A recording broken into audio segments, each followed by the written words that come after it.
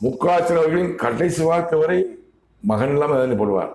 கடவுள் வார்த்தை பல உதாரணம் நிறைவேறி மனைவி மரணம், ஜெயலலிதா மரணம், எல்லாம் சஜல சிறையிருப்பு எல்லாம் நிறைவேறி இருக்கிறது. கடவுள் சொன்ன வார்த்தைகள் நிறைவேறமா பொறுத்து வந்து பார்ப்போம்.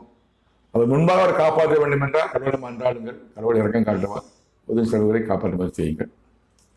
என் தேவனாகிய கர்த்தர் கடவுள் உலகெல்லாம் ஒரே கடவுள் என்னிடம் கூறிய இந்த 7 தீர்க்கதரிசனங்களின் சுருக்கம் என்னவென்றால், முக்காசன் விரதமாக கர்த்தர் தன் கருத்தை நீட்டுக் கொண்டிருக்கிறார். முக்காசன் கெட்ட காலம் சோதனைகள் கூறிய காரணத்தினால் உயிருக்கு பயந்து அப்ராஸ்பத்திரிகளில் 21/2005 முதல் 28/7/2005 வரை அட்மிட் ஆனார். ஆனால் அவர் உயிர் காப்பத்தல்ல.